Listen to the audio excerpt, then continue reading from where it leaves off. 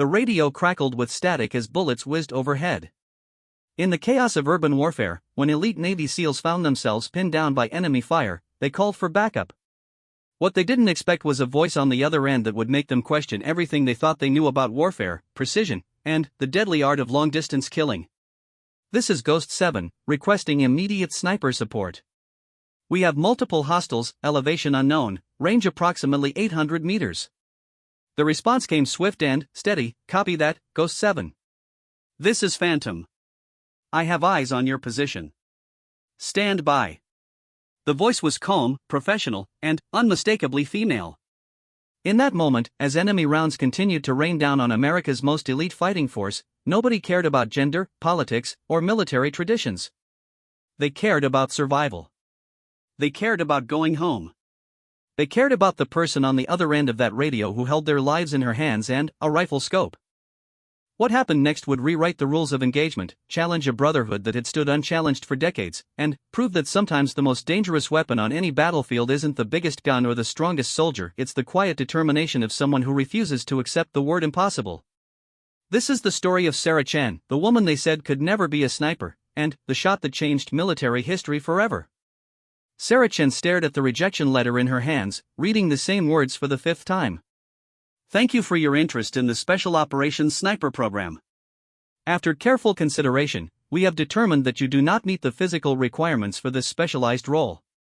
The letterhead bore the official seal of the United States Army, and the signature at the bottom belonged to Colonel Marcus Webb, a man she had never met but whose reputation preceded him like thunder before lightning.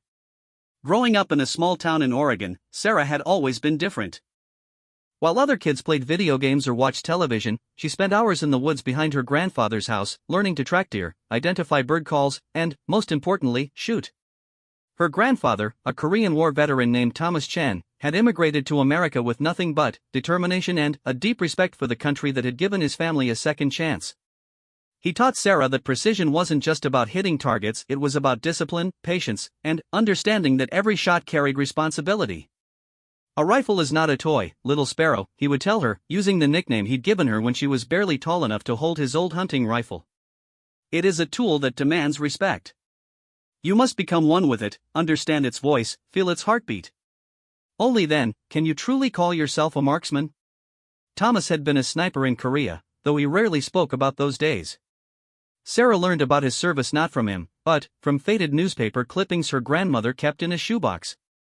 Articles about a Chinese-American soldier who had saved his platoon during the retreat from Seoul, picking off enemy soldiers with surgical precision while his unit evacuated wounded comrades. The articles called him a hero, but Thomas just called it doing his job. Sarah's parents had different plans for their daughter. Dr. James Chen, her father, was a cardiologist who had built a successful practice in Portland. Her mother, Linda, was a professor of literature at Oregon State University. They wanted Sarah to follow a traditional path: college, perhaps medical school, definitely something that would keep her safe and respected in polite society. The idea of their daughter pursuing a military career, especially in combat operations, was something they couldn't understand. You have so much potential, Sarah, her mother would say during their increasingly frequent arguments. Why would you want to throw your life away playing soldier? You could be saving lives as a doctor, or inspiring minds as a teacher. This fascination with guns and military service, it's not healthy for a young woman. But Sarah felt the calling in her bones. Every morning, she would wake before dawn and run 5 miles through the hills surrounding their home. She practiced yoga to improve her breathing and meditation to sharpen her focus. At the local shooting range, she consistently outperformed men twice her size and age, earning a reputation as the quiet girl who never missed. Range officers would shake their heads in amazement as they examined her targets, perfect clusters of holes grouped so tightly they looked like a single large puncture. Her high school guidance counselor, Mrs. Patterson, tried to steer her toward more appropriate interests.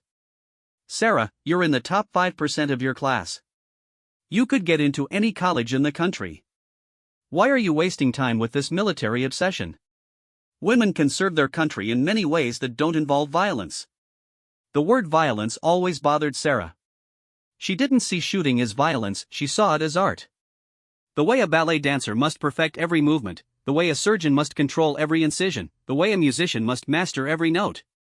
Marksmanship was about control, precision, and the ability to perform under pressure. It was about protecting others, not harming them.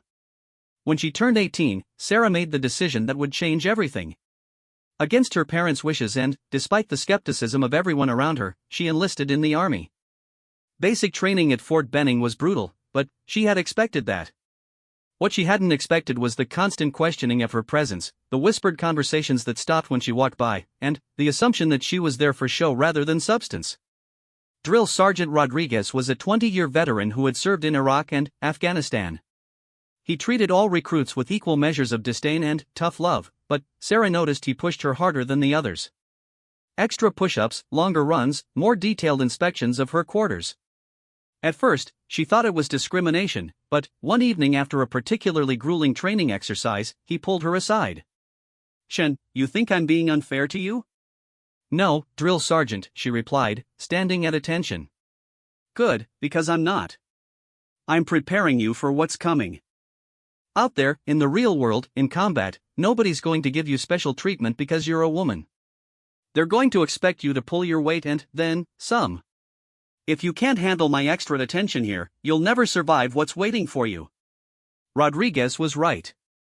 Advanced individual training was where Sarah first encountered the sniper program, and it was where she first heard the words that would fuel her determination for years to come. Staff Sergeant Morrison, the range instructor, watched her qualify with expert marksmanship scores using standard infantry weapons. Her groups were consistently tighter than anyone else's, her time to target faster, her performance under stress superior. "Not bad, Chen," he said, examining her latest target. "You ever think about sniper school?" The question hung in the air like morning mist. Sarah had thought about it every day since joining the army, but she had been afraid to voice the ambition out loud. "I'd be honored to try, Staff Sergeant." Morrison laughed, not unkindly, but with the sort of amusement reserved for naive children asking impossible questions. "Chen, I appreciate your enthusiasm, but sniper school isn't for everyone. It's physically demanding, mentally exhausting, and requires abilities that most people, especially most women, simply don't possess. The failure rate is over 60% for men who are specifically selected for the program. I'm not trying to discourage you, but maybe you should consider other specialties. Intelligence, communications, logistics, all important roles where someone with your skills could contribute." That night, Sarah called her grandfather from the payphone outside the barracks. At 92, Thomas Chen's voice was still strong, still carrying the quiet authority that had made him a natural leader during his military service. "Grandfather, they say I can't be a sniper because I'm a woman." There was a long pause on the other end of the line. Sarah could hear the familiar sound of him preparing his evening tea, a ritual he had maintained for as long as she could remember. "Little Sparrow, do you remember what I taught you about the wind? That you have to understand it, not fight it. That you have to work with it, not against it." "Good. And what did I teach you about patience?" "That the hunter who waits is the hunter who eats." "And what did I teach you about proving yourself?" Sarah smiled, remembering countless hours spent in the woods, countless targets that seemed impossible until they weren't. "That you don't prove yourself with words. You prove yourself with results. Then, stop talking and start proving, little Sparrow. Show them what a Chen can do when someone tries to tell us we can't." The application for sniper school was 13 pages long. Medical examinations, psychological evaluations, physical fitness requirements, marksmanship qualifications, and letters of recommendation from superior officers. Sarah filled out every line with meticulous care, submitted every required document, and scored in the top percentile on every test and evaluation. The rejection letter arrived 3 weeks later. She applied again 6 months later, after completing additional training and improving her already exceptional physical fitness scores. The second rejection came with a phone call from Colonel Webb's office. His aide, a bored-sounding captain named Phillips, delivered the news with all the warmth of a weather report. "Miss Chen, Colonel Webb asked me to inform you that while your qualifications are impressive, the sniper program has very specific requirements that cannot be modified for individual circumstances. He suggests you consider other career paths within the Army where your talents would be better utilized." "Can you tell me specifically what requirements I failed to meet?" Sarah asked. "I'm not authorized to discuss specifics, Miss Chen. The decision is final." Sarah hung up the phone and sat in her small apartment near Fort Campbell, where she was now stationed as an infantry soldier. Around her, the walls were covered with targets she had shot, maps of shooting ranges she had conquered, and photographs of her grandfather in his army uniform. In one corner stood the rifle case containing the custom .308 her grandfather had given her for her 21st birthday, a Remington 700 that had been his service weapon, carefully maintained and lovingly restored. Her commanding officer, Captain Bradley, was a fair man who had quickly recognized Sarah's exceptional abilities. He had been the one to write her letter of recommendation for sniper school, and he was the one who found her that evening, sitting alone in the company break room, staring at the rejection letter. "Chen, I heard about the sniper program. I'm sorry. Sir, permission to speak freely?" "Always, Chen. What's on your mind?" "I don't understand, sir. I meet every qualification they list. I exceed most of them. My marksmanship scores are higher than anyone in this unit, including the designated marksman. My physical fitness scores are in the top 5% for my age group. I have recommendations from every superior officer I've served under. What am I missing?" Captain Bradley sat down across from her, his expression thoughtful. He was a combat veteran who had served 3 tours in Afghanistan, and Sarah had always respected his honesty. "Chen, you want the truth? You're not missing anything. Your qualifications are outstanding. But sniper school isn't just about qualifications on paper. It's about perception, tradition, and politics. There are people in command positions who believe that certain roles should remain unchanged, regardless of individual capability. That's not fair, sir." "No, it's not. But fair and reality are 2 different things. The question is, what are you going to do about it?" Sarah looked at the rejection letter again, then at the photographs of her grandfather on the wall. In one picture, he was standing with his platoon in Korea, his rifle slung over his shoulder, his expression serious but confident. He was smaller than most of the other soldiers, clearly different in appearance, but he belonged there.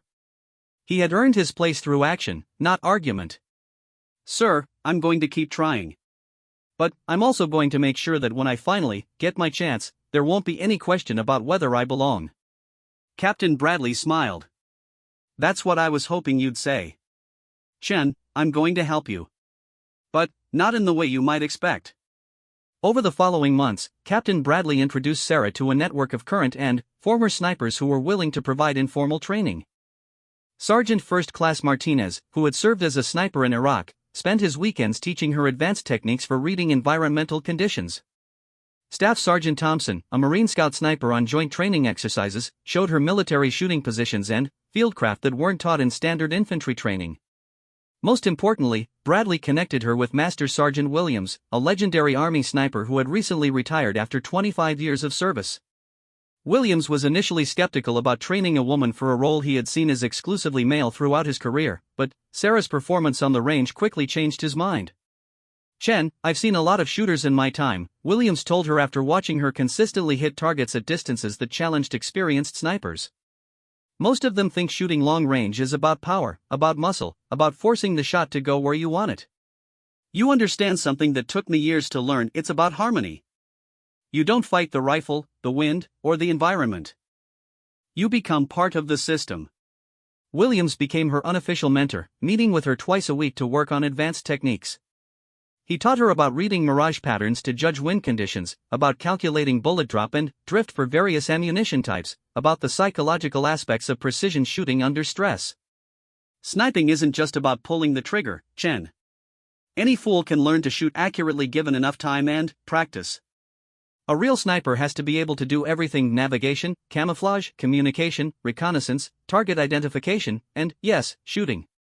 But, more than that, a sniper has to be able to make life and death decisions in seconds and live with the consequences forever." The training was intensive and demanding. Sarah would finish her regular duties with her infantry unit, then spend hours working on sniper skills.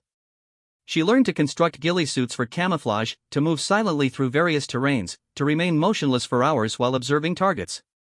She studied ballistics tables until she could calculate trajectory adjustments in her head, memorized the characteristics of enemy weapons and equipment, and practiced calling in airstrikes and artillery support using proper military communication protocols.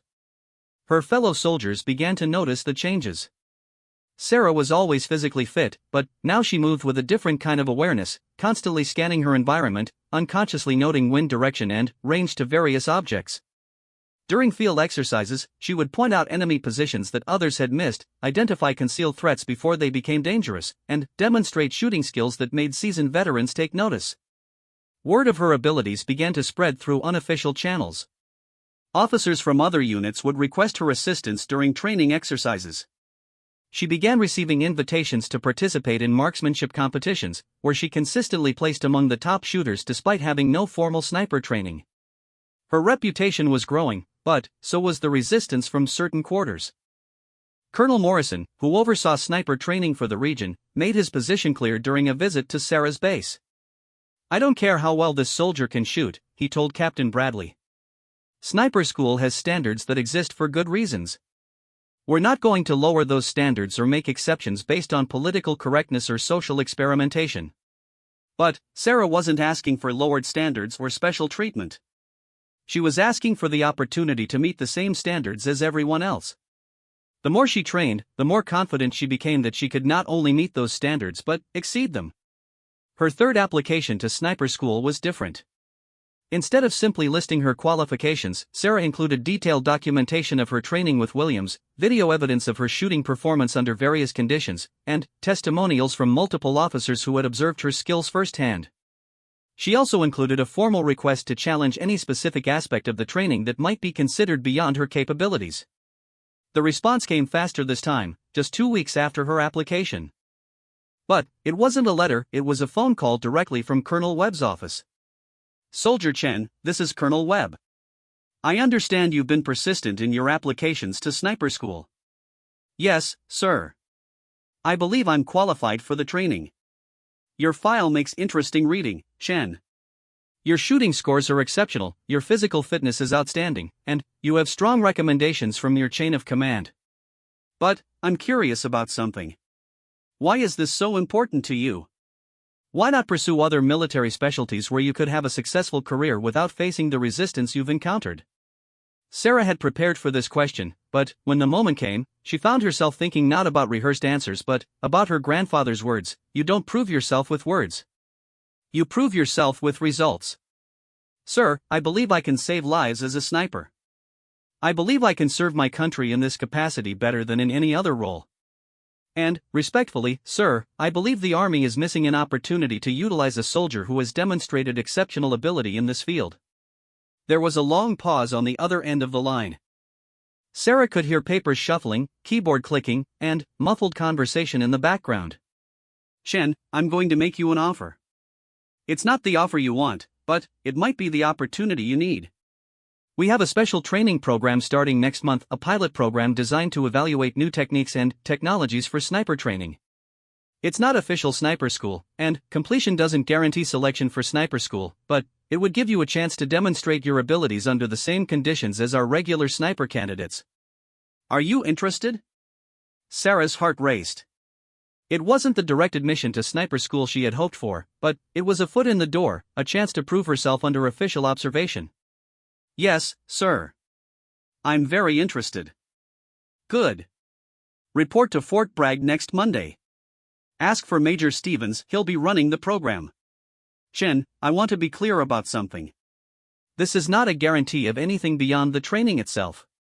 You'll be evaluated against the same standards as any other candidate, and those standards will not be modified in any way. If you can't keep up, you'll be sent back to your unit. If you can't perform, you'll be eliminated. Are we clear?" "Crystal clear, sir." "One more thing, Chen. There will be people watching this program very carefully. People who believe it's a waste of time and resources. People who believe you're going to fail and prove their point about women in combat roles. Don't give them the satisfaction." "I won't, sir." As Sarah hung up the phone, she realized that everything she had worked for over the past 3 years was about to be put to the ultimate test. She had one chance to prove that the quiet girl from Oregon could stand alongside the most elite soldiers in the world. One chance to show that gender was less important than skill, that determination could overcome prejudice, and that sometimes the most dangerous underestimate an enemy could make was assuming they knew what their opponent was capable of. She called her grandfather that night to share the news. At 93, his voice was weaker than it had been, but his pride was unmistakable. "Little Sparrow, you are about to discover something important. The mountain doesn't care if the climber is male or female, young or old, big or small. The mountain only cares if the climber is prepared, determined, and willing to do whatever it takes to reach the summit. Show them what it means to be a Chen." Sarah packed her gear that weekend with meticulous care. Every piece of equipment was cleaned, inspected, and arranged with military precision. As she folded her uniforms and organized her personal items, she thought about all the people who had told her this day would never come and all the people who had helped make it possible. Tomorrow, she would begin the most challenging training of her life. Tomorrow, she would face instructors who expected her to fail and fellow soldiers who questioned her presence. Tomorrow, she would start proving that sometimes the most powerful weapon in any army isn't the biggest gun or the strongest soldier, it's the quiet determination of someone who refuses to accept the word impossible. The little girl who had learned to shoot in the Oregon woods was about to become a woman who would change the face of military service forever. But, first, she had to survive what everyone assumed would destroy her. Fort Bragg at dawn looked like a military postcard, endless rows of identical buildings, perfectly maintained grounds, and soldiers moving with purposeful precision.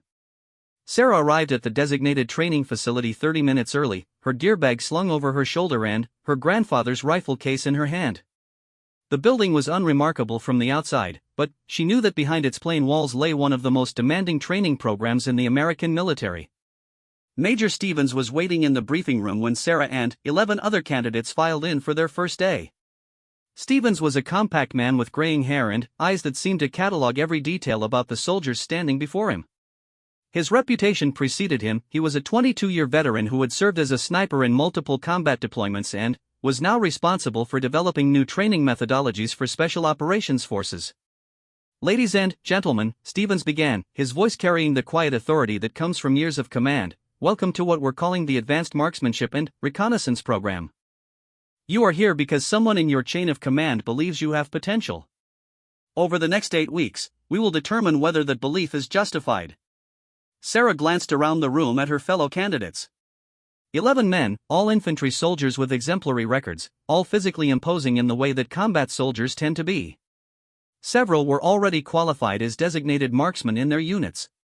All of them were staring at her with expressions ranging from curiosity to skepticism. This program is designed to evaluate new training techniques, new equipment, and new approaches to sniper operations. You will be tested on marksmanship, fieldcraft, physical fitness, mental resilience, and mission planning. The standards are identical to those used in regular sniper school, and the failure rate will likely be similar. Approximately 60 to 70% of you will not complete this program. Stevens paused to let that information sink in before continuing. "I want to address something immediately. Candidate Chen, you are the first woman to participate in this type of training. Some of you may have opinions about that fact. Keep those opinions to yourself. You will be evaluated solely on your performance, and your classmates will be judged on their ability to work as part of a team regardless of personal prejudices." One of the candidates, a tall sergeant named Jackson from the 82nd Airborne, raised his hand. "Sir, will standards be modified to account for physiological differences between male and female soldiers?" Stevens' expression didn't change, but Sarah could sense the sharpening of his attention. "Sergeant Jackson, there is only one standard in this program. You meet it, or you fail. There are no modifications, no accommodations, and no special considerations for anyone. Is that clear?" "Clear, sir." "Outstanding. Now, let's discuss what you're going to be doing for the next 8 weeks. The training schedule was brutal. Physical fitness at 0500, classroom instruction from 0700 to 1200, practical exercises from 1300 to 1800, and individual study time until 2200. Weekends would involve field exercises that could last up to 72 hours. Sleep would be a luxury, privacy would be non-existent, and failure would be immediate and final. The first week focused on basic shooting skills, but at a level far beyond standard infantry training. Candidates were expected to engage targets accurately at distances up to 1,000 meters using various rifles and ammunition types. They had to demonstrate proficiency in multiple shooting positions, calculate ballistic corrections for wind and elevation, and maintain accuracy under physical stress. Sarah had been prepared for this by her months of training with Master Sergeant Williams, but, even so, the pace was challenging. Each morning began with a 3-mile run in full gear, followed by calisthenics that left even the fittest candidates struggling. Then came hours on the shooting range, where every shot was measured, recorded, and analyzed. Instructor Garcia, a former Marine Scout sniper, observed Sarah's shooting with particular attention during the first week. She consistently outperformed most of her classmates, but she could sense his skepticism about her overall capabilities. "Chen, your shooting is solid," he told her after a particularly demanding session involving multiple targets at varying distances. "But shooting is only part of what we do. How are you going to handle the physical demands? How are you going to carry the same load as your teammates? How are you going to function when you're exhausted, hungry, and under pressure?" "Sir, I'm prepared to meet the same standards as anyone else in this program." "We'll see, Chen. We'll see." The physical challenges were indeed demanding. Candidates had to carry full combat loads weighing over 60 pounds during long-distance movements. They had to low-crawl through mud, climb over obstacles, and navigate difficult terrain while maintaining noise discipline and staying alert for threats. Sarah was smaller than her male classmates, but she had spent months building functional strength specifically for these tasks. During a particularly grueling exercise involving a 12-mile movement with full gear, candidate Morrison, a stocky staff sergeant from Fort Campbell, began making comments designed to undermine Sarah's confidence. "This is ridiculous," he muttered loudly enough for others to hear. "We're going to have to carry her gear when she can't keep up. This whole program is going to be compromised because they wanted to make a political statement." Sarah didn't respond to the comments, but she noticed that several other candidates were listening and watching to see how she would handle the situation. She had learned from her grandfather that actions spoke louder than words, so she focused on maintaining her pace and completing the mission. Halfway through the movement, Morrison stumbled and twisted his ankle. He tried to continue but was clearly struggling. Without hesitation, Sarah moved to assist him, taking part of his equipment load and helping him maintain the required pace to complete the exercise. "Why are you helping me?" Morrison asked, clearly confused by her assistance after his earlier comments. "Because we're a team, and teams don't leave people behind," Sarah replied simply. The incident was observed by the instructors, and Morrison's attitude toward Sarah began to shift. By the end of the first week, he was one of her strongest supporters among the candidates.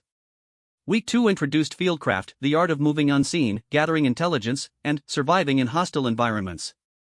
Candidates learned to construct ghillie suits for camouflage, to move silently across various types of terrain, and to remain hidden while observing enemy positions for extended periods. Sarah excelled at these skills. Her smaller size, which some had seen as a disadvantage, actually helped her move more quietly and conceal herself more effectively than larger candidates. Her patience, developed through years of hunting with her grandfather, allowed her to remain motionless for hours while conducting surveillance exercises. Instructor Walsh, a former Delta Force operator who taught the fieldcraft portions of the program, was impressed by Sarah's natural ability in this area. "Chen, you have an instinct for this work that can't be taught," he told her after an exercise where she had successfully infiltrated and observed a mock enemy position without being detected. "Most soldiers have to learn patience the hard way. You seem to understand intuitively that sometimes the best action is no action at all."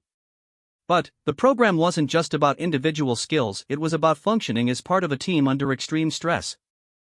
Week 3 introduced mission planning and execution, where candidates had to work together to complete complex objectives under simulated combat conditions. The first team exercise paired Sarah with Jackson, the sergeant who had initially questioned her presence in the program. Their mission was to infiltrate an enemy-controlled area, identify specific targets, and provide intelligence for a follow-up assault by friendly forces. They had to plan their route, coordinate their movements, and maintain communication while avoiding detection. Jackson was initially reluctant to rely on Sarah for mission-critical tasks, preferring to take the lead on most aspects of the operation. But, as they moved through the exercise, her skills became undeniable. She identified threats that he had missed, found concealment positions that he couldn't see, and maintained better situational awareness throughout the operation. "Chen, I owe you an apology," Jackson told her as they completed the mission debrief. "I made assumptions about your capabilities based on preconceived notions. You're a better soldier than most men I've served with." "Thank you, Sergeant. I appreciate that." "No, thank you. You've made me a better soldier by forcing me to confront my own biases. The exchange was overheard by other candidates, and Sarah noticed a gradual shift in how her classmates interacted with her. Instead of skepticism, she began to encounter genuine respect for her abilities. Week 4 brought the psychological evaluations and stress testing that separated true sniper candidates from merely skilled shooters. Candidates were subjected to sleep deprivation, time pressure, physical exhaustion, and simulated combat stress while being required to perform complex tasks with perfect precision. Dr. Martinez, the program's psychologist, explained the rationale during a classroom session. A sniper often operates alone or with minimal support in high-stress environments. You must be able to make life-and-death decisions under extreme pressure while maintaining perfect emotional control. We need to know how you function when everything is working against you. The stress testing involved scenarios where candidates had to engage multiple targets while under simulated enemy fire, make split-second decisions about target identification, and maintain accuracy while dealing with equipment malfunctions and communication breakdowns. Sarah found these exercises challenging but manageable. Her years of meditation and mental preparation had given her unusual emotional stability under pressure.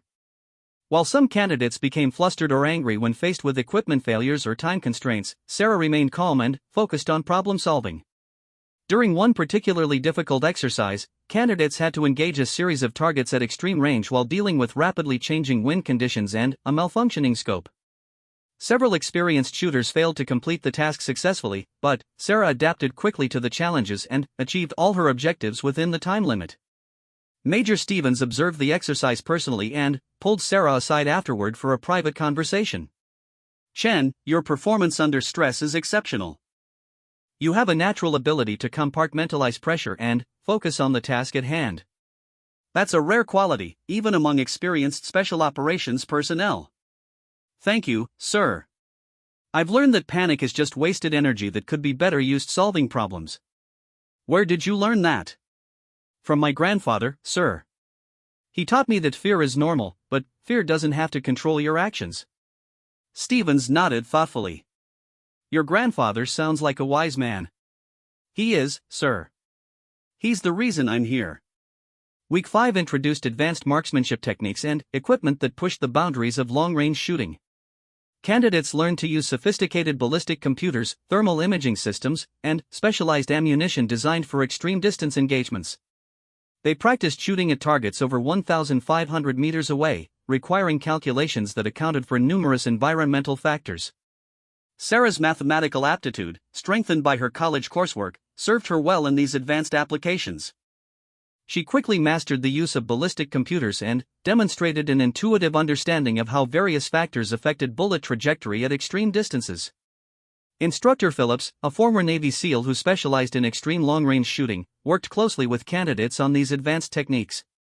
He was initially skeptical about Sarah's ability to handle the physical demands of the heavy, specialized rifles used for ultra-long-range work, but her performance quickly changed his mind. "Chen, you're the most natural long-range shooter I've worked with in 15 years of teaching," Phillips told her after she successfully engaged targets at 1,800 meters using a .50 caliber rifle. "You understand instinctively how to read conditions, calculate corrections, and time your shots. That kind of ability usually takes years to develop." The heavy rifles were indeed physically demanding, but Sarah had prepared for this challenge through months of specific strength training. She could handle the equipment effectively and maintain accuracy even during extended shooting sessions. Week 6 brought field exercises that combined all the skills candidates had learned into realistic mission scenarios. Teams were inserted into remote areas and required to complete multi-day operations involving reconnaissance, target identification, and precision shooting under field conditions. Sarah was paired with Rodriguez, a Special Forces sergeant who had initially been neutral about her presence in the program. Their mission involved infiltrating a simulated enemy compound, identifying key personnel, and eliminating specific targets while avoiding detection by security forces. The exercise took place in challenging terrain during late fall weather, with temperatures near freezing and intermittent rain that made movement difficult. Sarah and Rodriguez had to cover over 15 miles on foot, establish concealed observation positions, and maintain surveillance for 36 hours before executing their mission. During the surveillance phase, Sarah demonstrated the patience and attention to detail that made her exceptional at this type of work. She identified patterns in the enemy security procedures that Rodriguez had missed, located concealed defensive positions, and developed a detailed understanding of the target area that proved crucial to mission success. When the time came to engage their assigned targets, Sarah's shooting was flawless. She eliminated 3 high-value targets at ranges from 600 to 1100 meters using different rifles and ammunition types. Each shot was precise, immediate, and executed under realistic field conditions. "Chen, that was some of the finest precision shooting I've ever witnessed," Rodriguez told her as they exfiltrated from the target area. "You made those shots look routine, but I know how difficult they were." "Thank you, Sergeant. I had excellent training." "Who trained you?" "My grandfather started it, but Master Sergeant Williams taught me most of what I know about military applications." "Williams? I know Williams. If he trained you, that explains a lot. He's a legend in the sniper community." The successful completion of the field exercise marked a turning point in how the instructors viewed Sarah's capabilities. She had proven she could perform under realistic conditions, not just in controlled training environments. The questioning of her abilities gave way to recognition of her exceptional talent.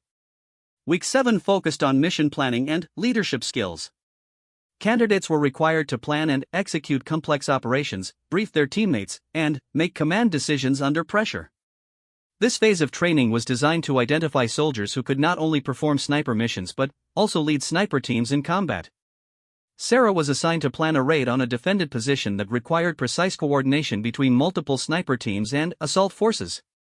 She had to analyze intelligence, identify optimal shooting positions, coordinate timing with other elements, and develop contingency plans for various scenarios.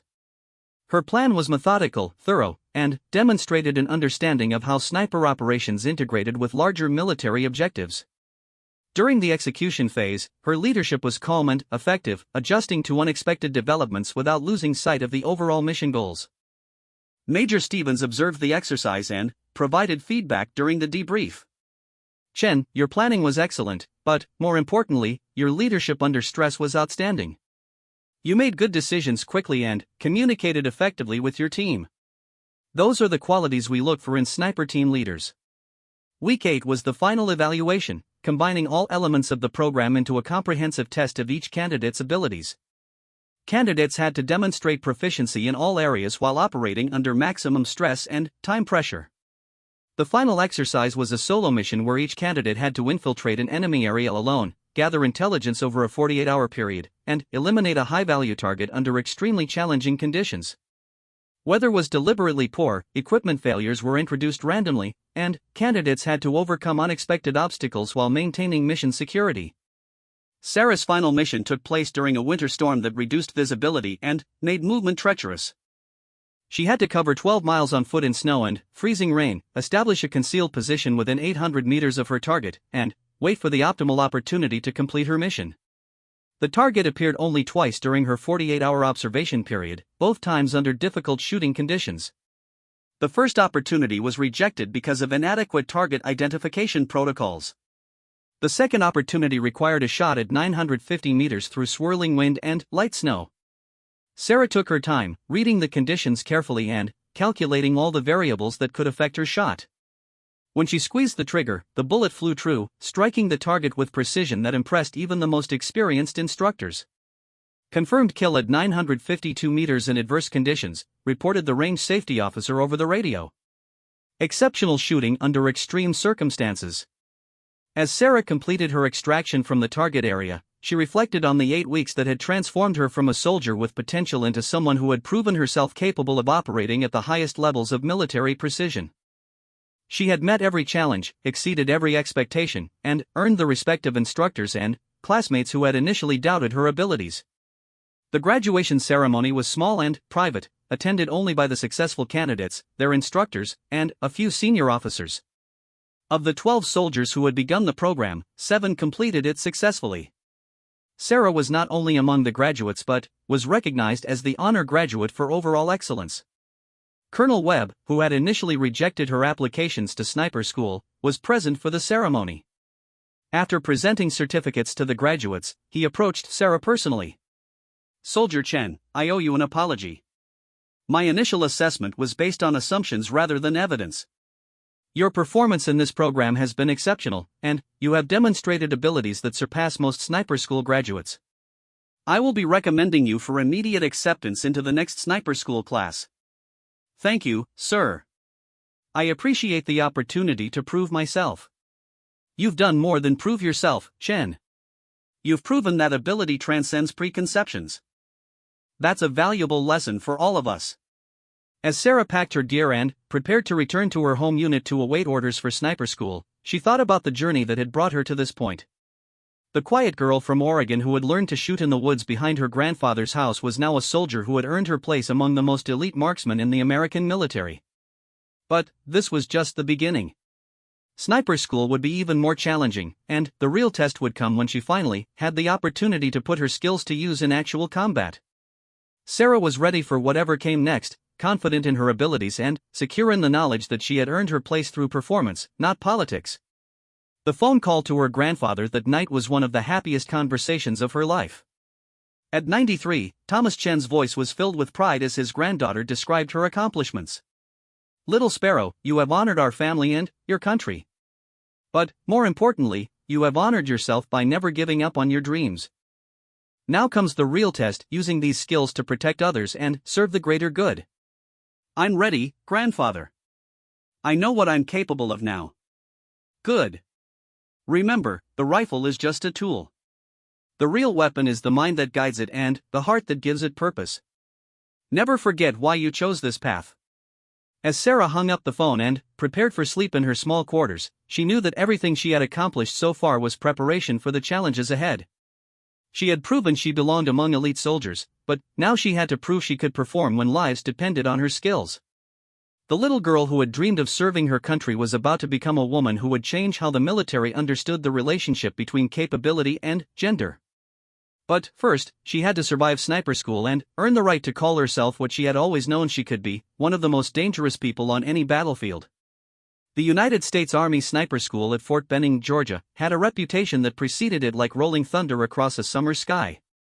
For 47 years, it had been turning ordinary soldiers into precision instruments of warfare, teaching them not just how to shoot, but how to think, how to survive, and how to carry the weight of life and death decisions that most people could never imagine.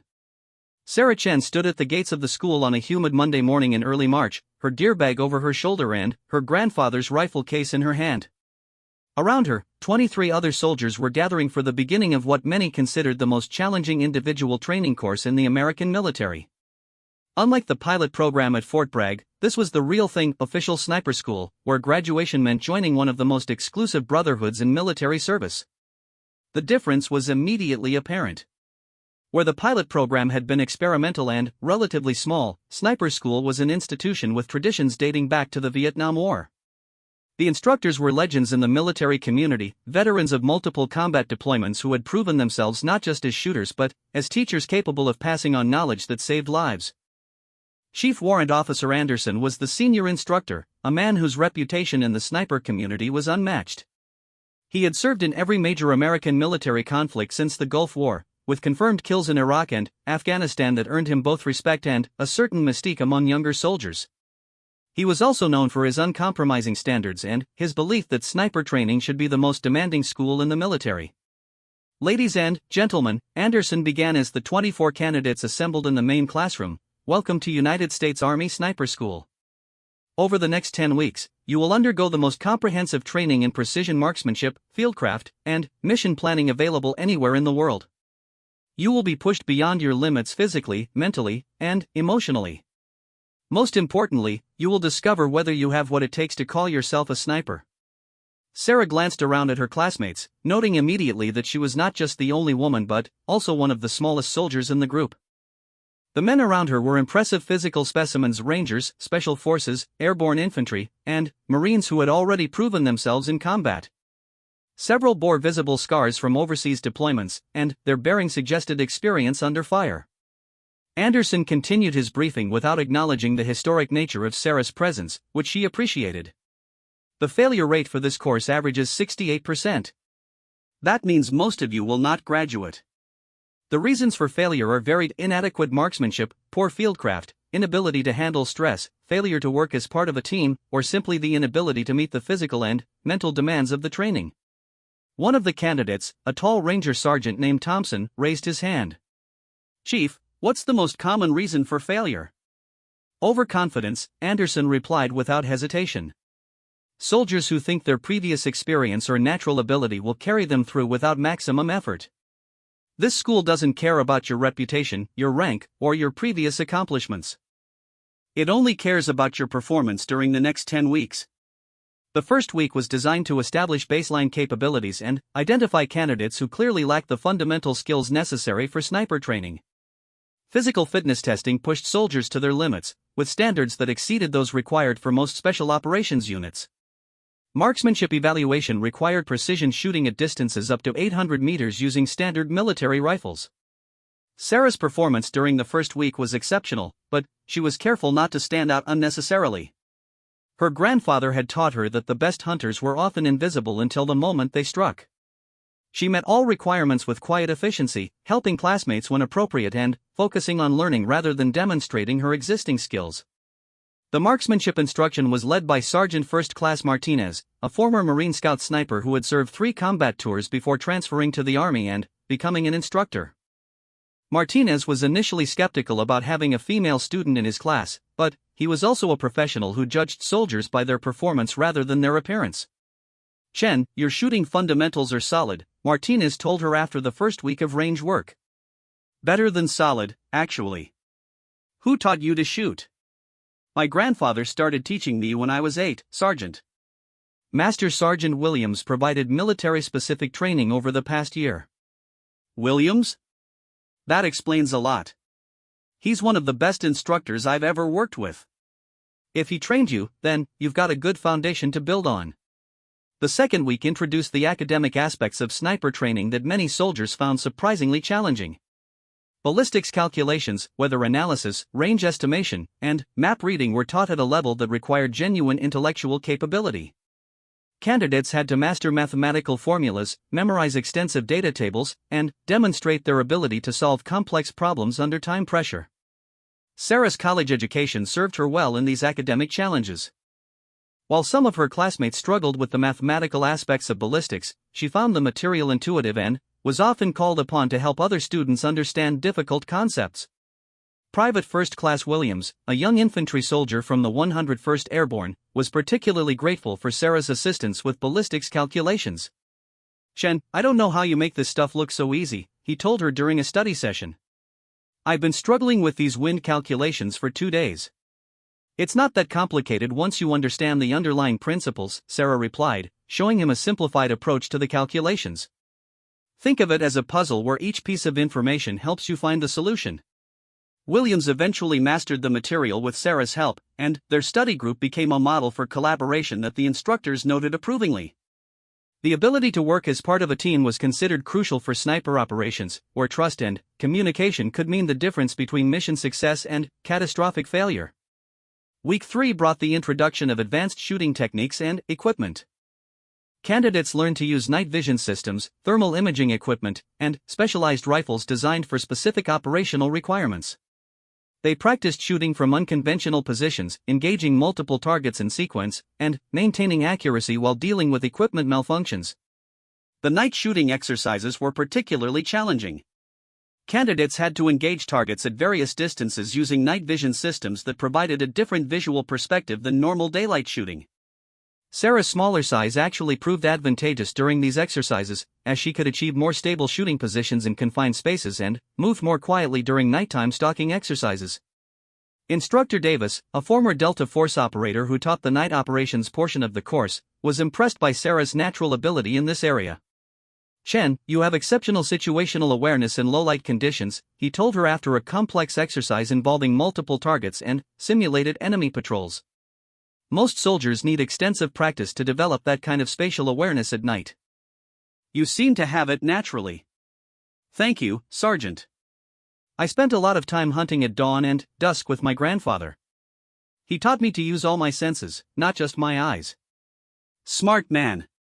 That kind of training is invaluable for this type of work." Week 4 introduced fieldcraft and stalking, skills that separated true snipers from mere marksmen. Candidates learned to move invisibly across various types of terrain, construct effective camouflage, and approach targets without being detected. The training took place in forests, swamps, and urban environments, each presenting unique challenges. The stalking exercises were exhausting and humbling experiences for most candidates. They had to cover distances of several miles while remaining undetected by instructors who were actively searching for them. Every movement had to be calculated, every step planned to avoid making noise or leaving visible signs of passage. Sarah excelled at stalking, her patience and understanding of natural movement patterns allowing her to achieve objectives that challenged much larger and stronger soldiers. During one exercise, she successfully infiltrated within 50 meters of an instructor's position without being detected, a feat that impressed even the most experienced staff. "Chen, your stalking ability is exceptional," Chief Anderson told her after observing one of her exercises. "You understand instinctively how to use terrain and natural cover to your advantage. That's a skill that can't really be taught, you either have it or you don't." "Thank you, Chief. My grandfather taught me to think like the animals I was hunting. To understand how they see, how they move, and how they think." "Your grandfather sounds like he was quite a teacher." "He still is, Chief. He's 93 and still hunting." Anderson smiled, one of the few times Sarah had seen him show genuine warmth. "I'd like to meet him someday." Men who can teach those kinds of skills are rare. Week 5 brought psychological evaluation and stress testing that pushed candidates to their breaking points. Sleep deprivation, time pressure, physical exhaustion, and simulated combat stress were combined to create conditions that revealed each soldier's true capabilities under extreme pressure. The stress testing included scenarios where candidates had to make life and death decisions about target identification while under simulated enemy fire. They had to distinguish between combatants and civilians, identify high-value targets among multiple suspects, and make split-second decisions that could have far-reaching consequences. Sarah's performance during stress testing was remarkable.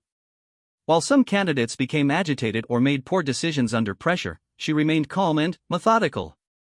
Her ability to compartmentalize stress and focus on problem-solving made her one of the most reliable performers in high-pressure situations. Dr. Phillips, the school psychologist, conducted individual evaluations with each candidate during this phase of training. His assessment of Sarah was notably positive. "Chen, your psychological profile is exceptional for this type of work," he told her during their session.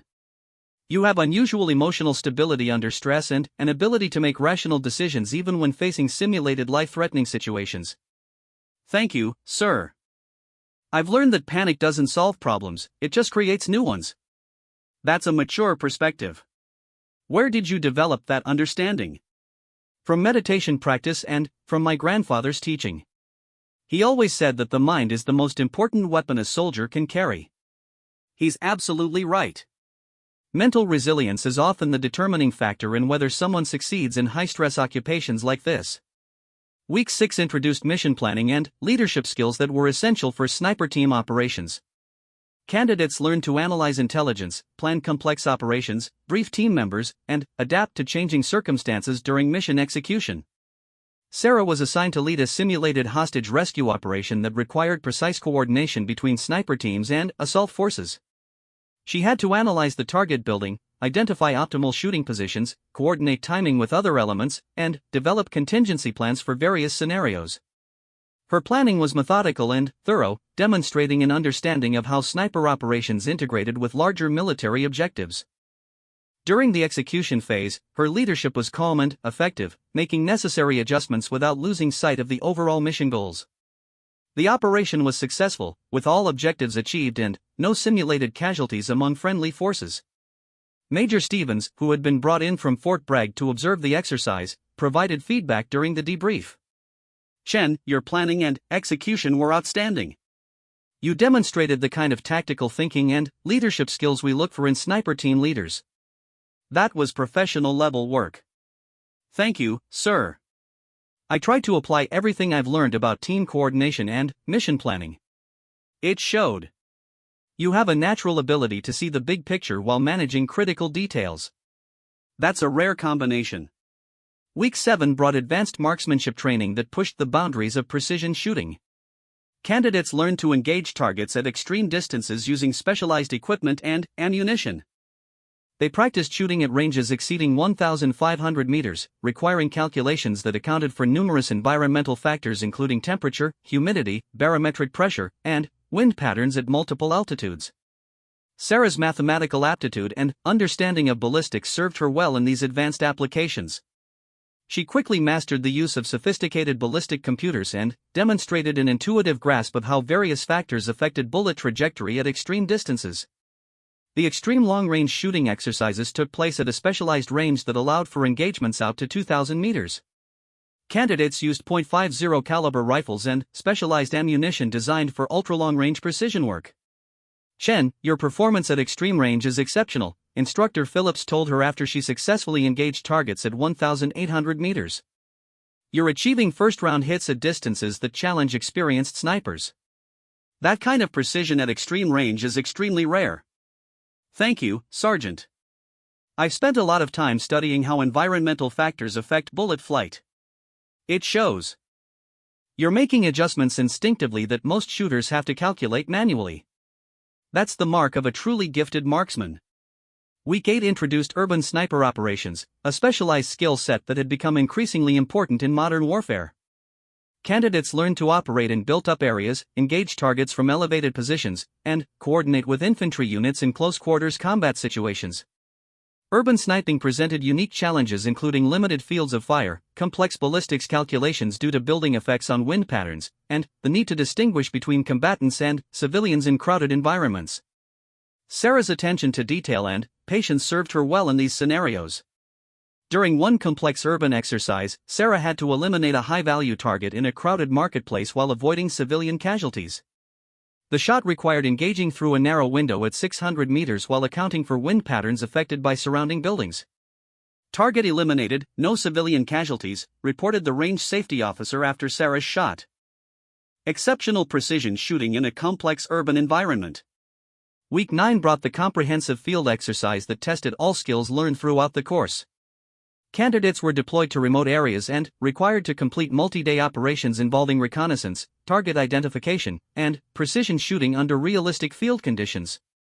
Sarah was partnered with Thompson, the Ranger sergeant who had initially questioned the standards for the course. Over the weeks of training, Thompson had developed genuine respect for Sarah's abilities and was eager to work with her on the final exercise. Their mission involved infiltrating an enemy-controlled area, establishing observation posts, gathering intelligence over a 72-hour period, and eliminating specific high-value targets when the opportunity presented itself. The exercise took place in challenging terrain during early spring weather, with temperatures ranging from near freezing at night to uncomfortably warm during the day. Sarah and Thompson had to cover over 20 miles on foot, establish multiple concealed positions, and maintain surveillance while avoiding detection by opposing forces actively searching for them. During the surveillance phase, Sarah's patience and observational skills proved crucial to mission success. She identified patterns in enemy movement that Thompson had missed, located concealed positions and equipment, and developed a comprehensive understanding of the target area that enabled them to plan their actions effectively. When opportunities arose to engage their assigned targets, Sarah's shooting was flawless. She eliminated 4 high-value targets at ranges from 500 to 1,200 meters using different rifles and ammunition types. Each engagement was executed with precision and professionalism that impressed the observing instructors. "Chen, that was some of the finest precision shooting I've witnessed in 15 years of teaching," Chief Anderson told her during the post-exercise debrief. "Your performance under field conditions was exceptional." "Thank you, Chief. I had an excellent partner and good training." "You made those shots look routine, but I know how difficult they were. That's the mark of a true professional." Week 10 was dedicated to final examinations and evaluation. Candidates had to demonstrate mastery of all course material through written tests, practical exercises, and comprehensive shooting evaluations. The standards were unforgiving, and several candidates who had performed well throughout the course failed during final testing. Sarah's final examinations were outstanding across all categories. Her written test scores were among the highest in the class, her practical skills demonstrations were flawless, and her shooting performance exceeded standards by significant margins.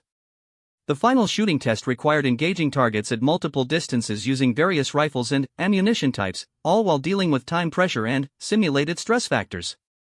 Sarah achieved perfect scores on all segments of the test, demonstrating the precision and consistency that had characterized her performance throughout the course. "Chen, your final examination performance was exceptional," Martinez told her as scores were tabulated. "You've demonstrated mastery of all course material and shooting skills that place you among the top graduates we've ever had." The graduation ceremony was held on a Friday afternoon in late May, with families and senior officers in attendance. Of the 24 soldiers who had begun the course, 11 successfully completed all requirements. Sarah was not only among the graduates but was recognized as the honor graduate for overall excellence throughout the 10-week program. Colonel Webb, who had initially resisted her entry into sniper training, was present to address the graduates. His remarks included specific recognition of the historic nature of the class. "This graduation represents a milestone in military history," Webb told the assembled audience.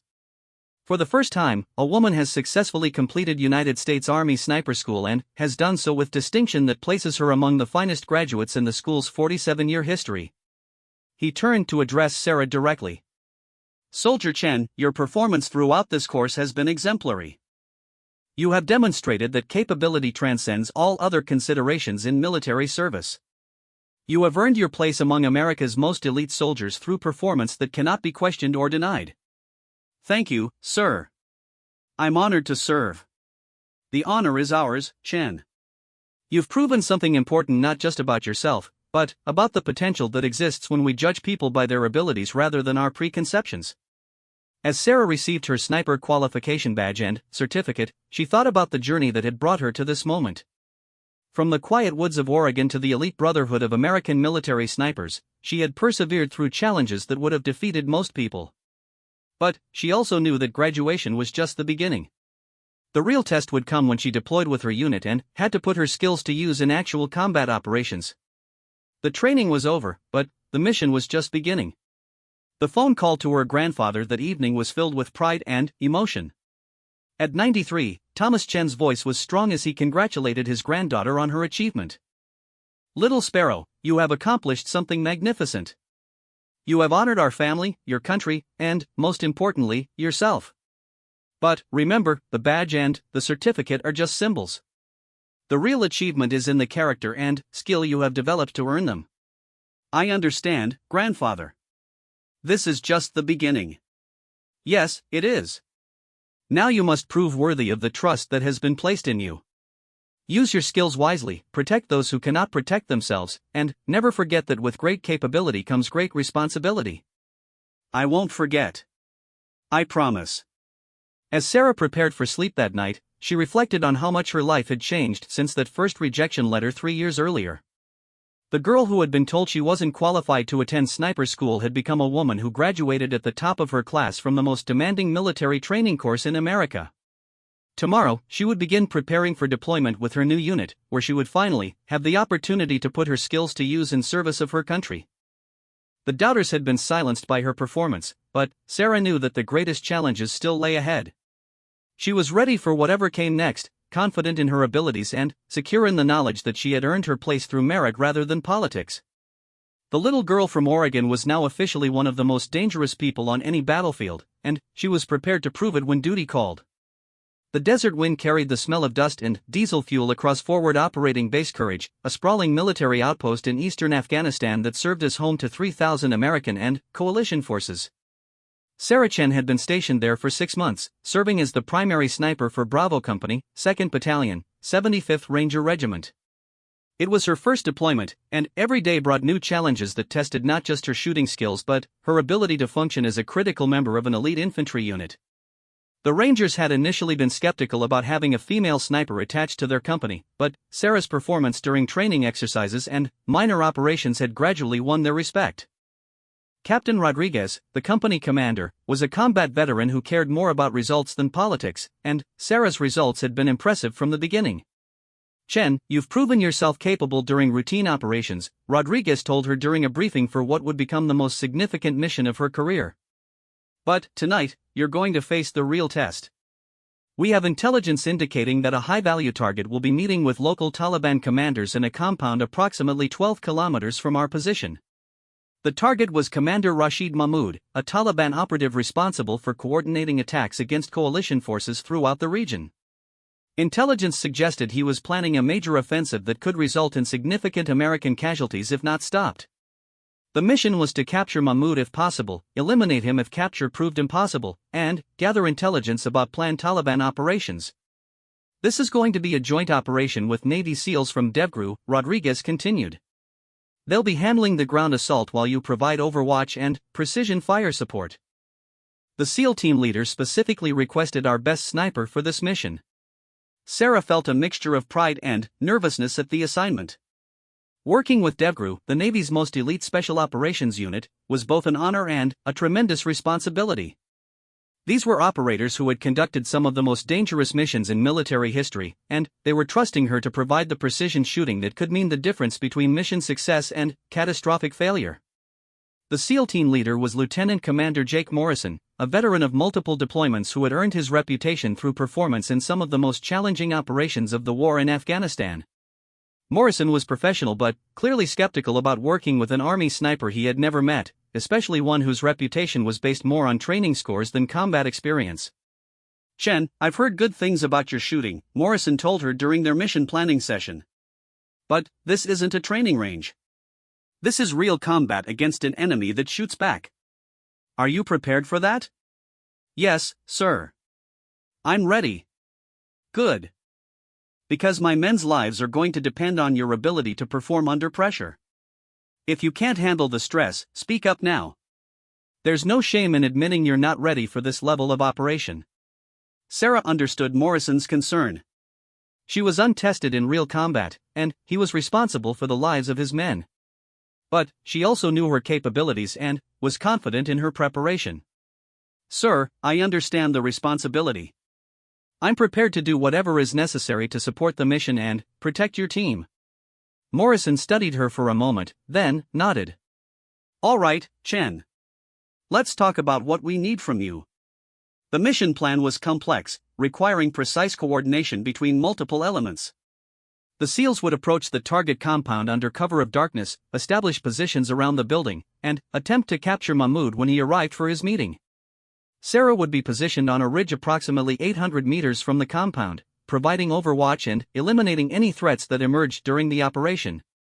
"Chen, your primary responsibility is protecting my team during the assault," Morrison explained.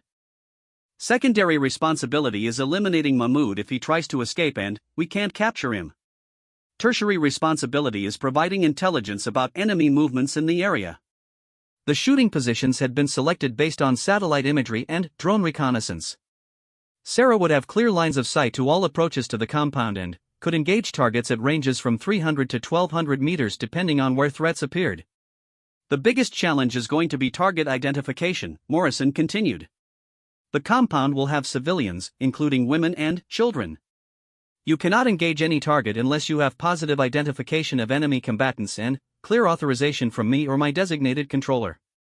Sarah understood the critical importance of target identification. Rules of engagement in Afghanistan were strict, and mistakes could have far-reaching political and military consequences. She had trained extensively on target identification protocols and was confident in her ability to distinguish between combatants and non-combatants even under stress. The team departed FOB Courage at 2,100 hours, traveling in specially modified vehicles that could navigate the rough terrain between the base and their objective. Sarah rode with the Rangers who would provide security for her shooting position, while Morrison's SEAL team took a separate route to their infiltration point. The journey to the objective area took 3 hours, moving slowly through terrain that offered numerous opportunities for enemy ambush. Sarah used the time to review her mission materials, check her equipment, and mentally prepare for what would be her first real combat operation. Master Sergeant Williams had taught her that mental preparation was as important as physical preparation for precision shooting under stress. "Chen, when you're in a combat situation, your mind is your most important weapon," he had told her during training. "If your mind is clear and focused, your body will follow. If your mind is scattered or fearful, no amount of physical skill will save you."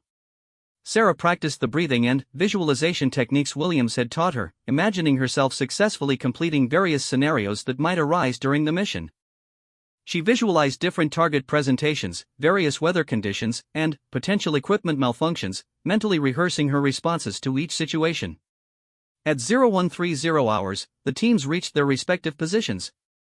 Sarah and her security element established themselves on the ridge overlooking the target compound, while Morrison's SEALs moved into position around the building. The compound was a typical rural Afghan structure, high walls surrounding a central courtyard, with several buildings that could house multiple families or serve as meeting spaces for local leaders. Sarah set up her shooting position with methodical care, using night vision equipment to survey the target area and identify potential threats.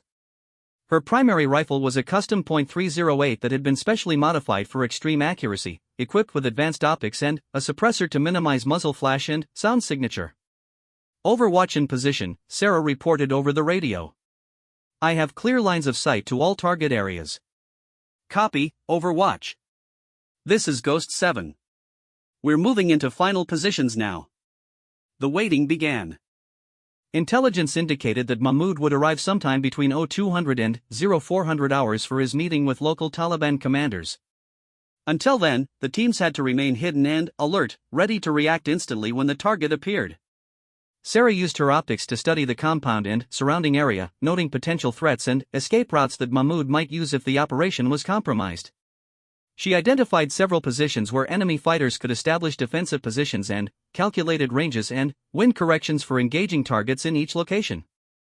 At 0237 hours, vehicles approached the compound from the east. Sarah watched through her scope as 3 pickup trucks entered the courtyard, carrying approximately 12 men armed with AK-47 rifles and RPG launchers. Ghost 7, this is Overwatch. I have multiple vehicles entering the compound from the east. 12 to 15 military-age males, heavily armed. Copy, Overwatch. Continue observation. Sarah tracked the vehicles as they parked in the courtyard and the armed men deployed around the compound. Through her thermal imaging system, she could see additional heat signatures inside the buildings, indicating that more people were already present. Ghost 7, I count approximately 25 to 30 individuals total in the compound. Armed positions established at the main gate, corners of the courtyard, and rooftop positions. Roger, Overwatch. Stand by. At 0312 hours, a 4th vehicle arrived, a black SUV that moved with the kind of security formation that suggested it was carrying someone important. Sarah adjusted her scope and watched as the vehicle stopped directly in front of the main building. Ghost 7, high-value vehicle just arrived. Possible target in the SUV. Copy. Continue observation.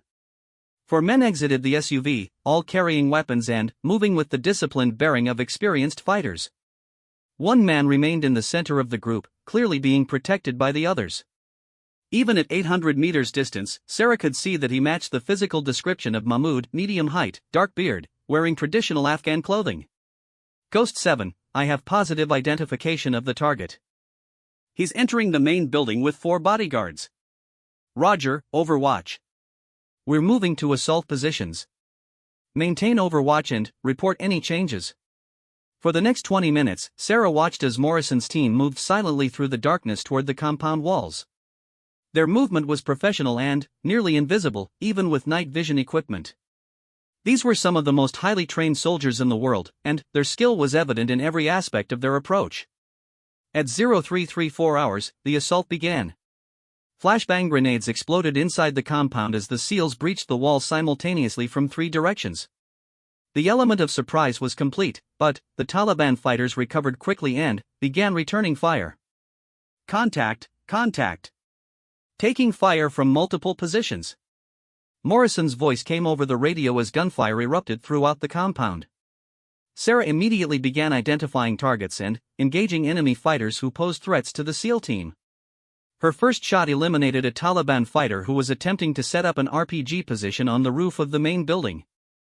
The suppressed rifle made little noise, and the fighter simply collapsed without alerting other enemy combatants to her presence. Overwatch, 1 down on the roof, she reported calmly. The firefight intensified as more Taliban fighters emerged from buildings throughout the compound. Sarah's training took over as she methodically engaged target after target, providing precision fire support that kept enemy fighters from establishing effective defensive positions. Her second shot eliminated a fighter who was attempting to flank the SEAL team from the eastern wall. Her third shot stopped an enemy combatant who was preparing to throw a grenade toward Morrison's position. Each shot was calculated, precise, and immediately effective. Overwatch, you're doing outstanding work, Morrison reported during a brief lull in the fighting. Keep it up. But, the situation was becoming increasingly complex. Taliban reinforcements were arriving from outside the compound, and the SEALs were beginning to be outnumbered by a significant margin.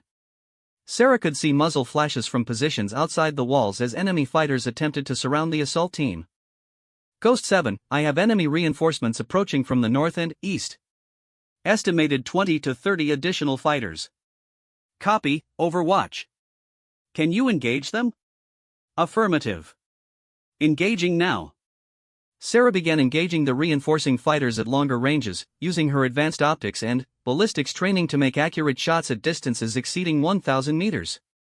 Each shot required careful calculation of wind, temperature, and bullet drop, but her training had prepared her for exactly these conditions. Her precision shooting prevented the Taliban reinforcements from establishing effective positions, but she realized that the situation was becoming untenable for the SEAL team. They were outnumbered and in danger of being overwhelmed despite their superior training and equipment. Ghost 7, you need to extract, Sarah transmit.